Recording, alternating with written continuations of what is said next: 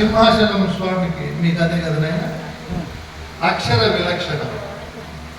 అక్షరము అంటే పరమాత్మ స్వరూపం, క్షరం అంటే నాశనం అయ్యేది, అక్షరము అంటే నాశనము కానిది. నాశనము కానిదని మిగతా వేదాలు, ఉపనిషత్తులు, బ్రహ్మసూత్రాలు ఆత్మకు పేరు పెడతాయి. పరిపూర్ణ బోధ లేకొచ్చినప్పుడు పరిపూర్ణ బోధ ప్రకారం దానికి నాశనం ఉంది నాయన, అది లేక తోచినటువంటి వస్తువు నాయన, దానికి నువ్వు విలక్షణంగా ఉండు అని వాళ్ళ నువ్వు పేరు పెట్టాడు. నేనే పరమాత్మను అనే భావాన్ని కూడా వదిలిపెట్టి ఉండు. ఇంకా పరమానంద జంగాలయ్య స్వామికి పరమానంద అని పేరు పెట్టాడు. పరము ఇహము అని రెండు ఉంటాయి. ఇహములో ధనము, ధాన్యము, చక్కటి భార్య, పిల్లలు, అధికార పదవులు కలిగితే ఆనందం ఉంటారు. ఇది శాశ్వతంగా ఉండదు. వీటికి అతీతంగా పరమ ఒకటి ఉండాలి. నువ్వు నాయన ఇహ పురుషుడు కాదు, నువ్వు పరమాత్మ స్వరూపుడు, నీకు పరముగా పరిపూర్ణం ఉన్నది, నీకు దానికి ఏ విధమైనటువంటి లక్షణాలు సమన్వితంగా ఉండవు, అది నీకు సర్వలక్షణ విలక్షణంగా ఉంటుంది. నీవు లేననే భావనతో పరమమైనటువంటి తత్వాన్ని తెలుసుకొని ఉండు అని ఆ స్వామికి దీక్షానామం పెట్టారు. ఇక్కడ ఉండే గురువులందరికీ అలాగే పేరు పెట్టారు. అచలానంద రాజు గారు, పూర్ణానంద చిరంజీవి స్వామి, అందరికి పేర్లు ఉన్నాయి. మేమందరం ఆ పేర్లను మనసులో పెట్టుకొని ఆ పేరులో ఉండే భావానికి అనుకూలంగా జీవనం గడపాలి. వీళ్ళు ఆ విధంగా గడుపుతున్నారు. ఎవరు? పూర్ణానంద గురువు, ఆ రాజుగారు, వాళ్ళ భార్య అయినటువంటి నిర్మలాంబ, వాళ్ళ కుమారుడు మోహజిత్తు, అతని భార్య అచలాంబ. ఒకరోజు ఆ రాజ్యం పైన క్రూర మృగాల దాడి ఎక్కువైంది. రాజుకు ప్రజలందరూ విన్నవించారు. ప్రజలు తన కుమారుడు యువరాజు అయిన మోహజిత్తును పిలిచి ఆ క్రూర మృగాలను అడవిలో దూరంగా తోలి రమ్మని పంపిస్తారు. ఈయన కొంతమంది పరివారాన్ని తీసుకొని డబ్బులు కొట్టుకుంటూ యువరాజు అయిన మోహజిత్తు వాటిని సుదూరంగా అడవిలో తోలి వస్తాడు.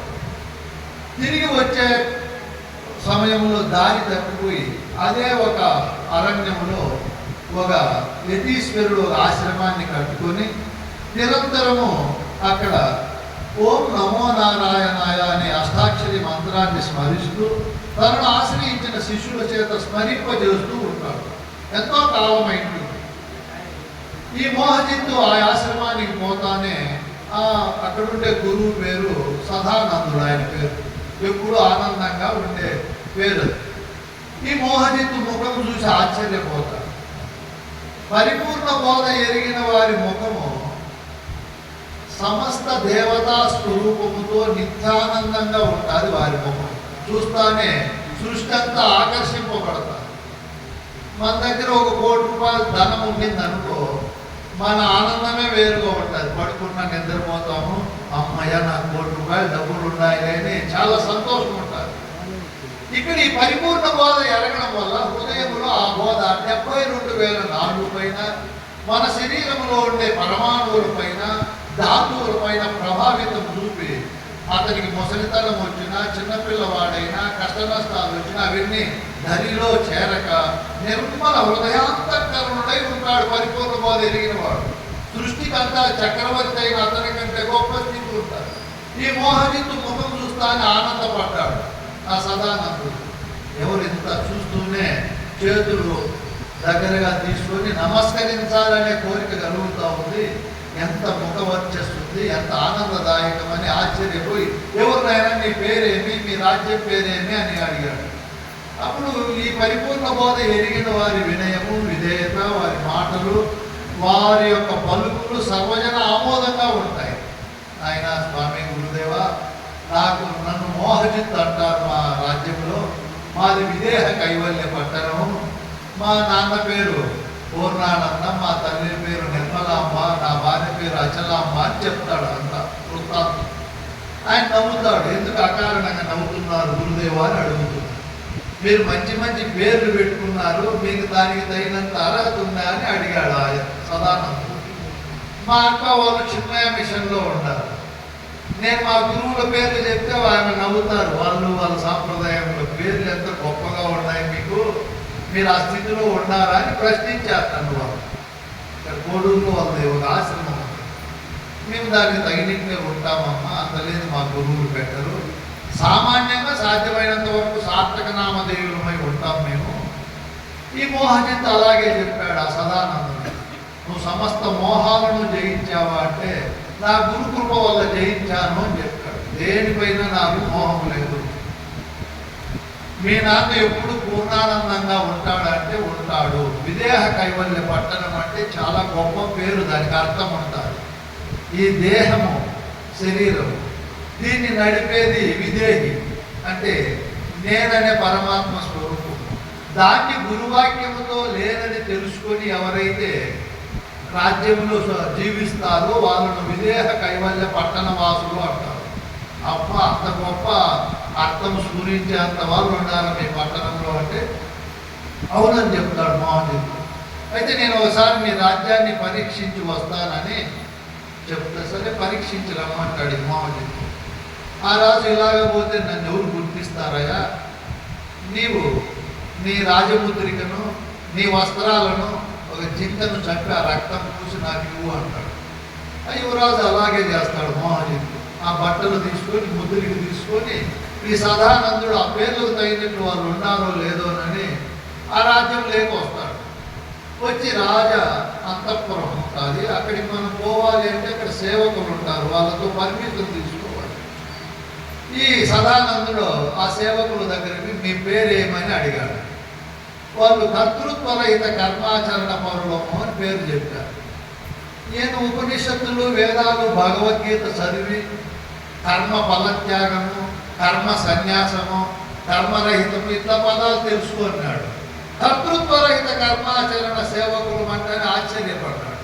ఈ సృష్టికి అంతా కర్త అయినటువంటి వస్తువు ఏది, భోక్త అయినటువంటి వస్తువు ఏది, అన్నిటిలో అంతర్యామిగా ఉండే వస్తువు ఏది, అంత సమస్త సృష్టికి కారణమైన వస్తువు ఏది అన్నప్పుడు నేననే వస్తువు అన్నిటికీ కారణం. అది మనందరి నిజస్వరూపమై ఉంటుంది.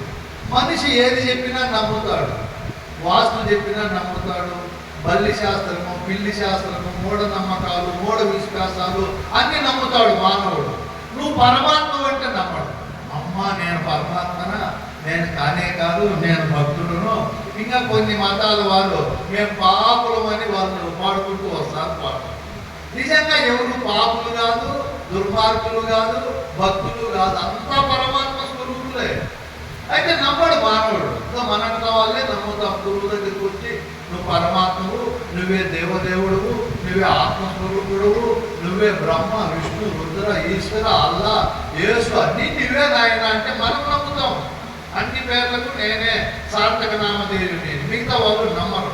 వాళ్ళ హృదయంలో ఆ విధంగా వాళ్ళు బోధలు చెప్పి వాళ్ళను ఘనీభవింపజేసింటారు. దాన్నే నమ్ముకొని ఉండేట్టుగా చేసింటారు. చూడు ఇంత మానవ జన్మకు వచ్చి నేను దేవుడిని తెలుసుకోక లేని దేవుడిని పూజిస్తున్నారు. వాళ్ళందరూ ఏం పని చేస్తున్నారు? సత్యం చెప్పే మాట నేను. వాళ్ళు పూజించే దేవతలు లేరు, ఆ లోకాలు లేవు. ఉండాలని పూజ చేస్తున్నారు. కొత్త రోజైనా మాట్లాడతారా? యోగక్షేమాలు అడుగుతారా? వాళ్ళు అడగరు. అప్పుడెప్పుడో అడిగినాడు అంటే అనుకుంటాం మనం. అదే గురువు అయితే గురువు దగ్గరికి వస్తానే యోగక్షేమాలు అడుగుతారు. కూర్చొని ఆయన అన్నం తింటావా, భోజనం చేస్తావా?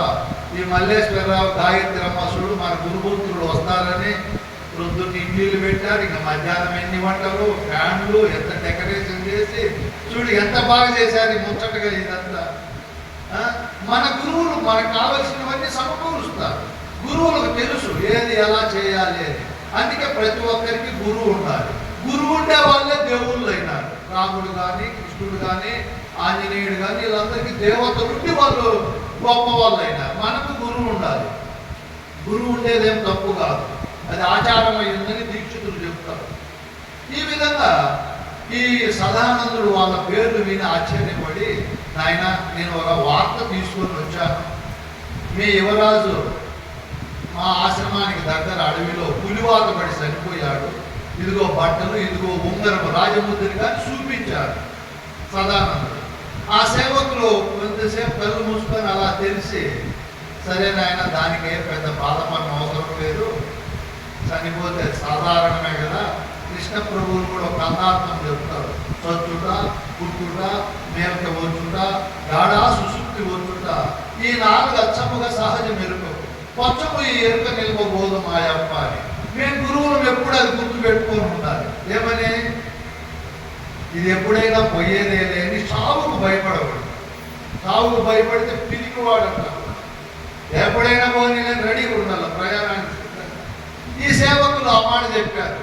మా యువరాజు పుణ్యాత్ముడు నిన్నటితో ఆయుష్ వెళ్ళిపోయినాడు, మీకు బాధ లేదా అన్నాడు. అప్పుడు వీళ్ళు చెప్తున్నారు, యావత్కాలం భవేత్కర్మ తావత్ తిష్టంతి జంతువ తస్మిన్ క్షీణే వినశ్యంతి కాతత్ర పరివేదన. శాంతంగా చెప్తున్నారంట ఈ శ్లోకం. ఆయన ఎవరికి ఈ సృష్టిలో ఎంతకాలం బ్రతకాలని ఉంటుందో అంతకాలం రాసి పెట్టి ఉంటారు. మా యువరాజుకు నిన్నటి వరకు రాసి పెట్టింది బ్రతికినాడు, ఆయన కర్మ తీరిపోయింది, తొలగిపోయినాడు. దానికి ఎందుకు మనం బాధపడాలి? తాతత్ర పరివేదన, దానికి ఎందుకు మనం దుఃఖపడాలి? అది సహజమే కదా అన్నారు. ఎవరు? ఆ సేవకులు. ఇతను విని ఆశ్చర్యపడ్డాడు.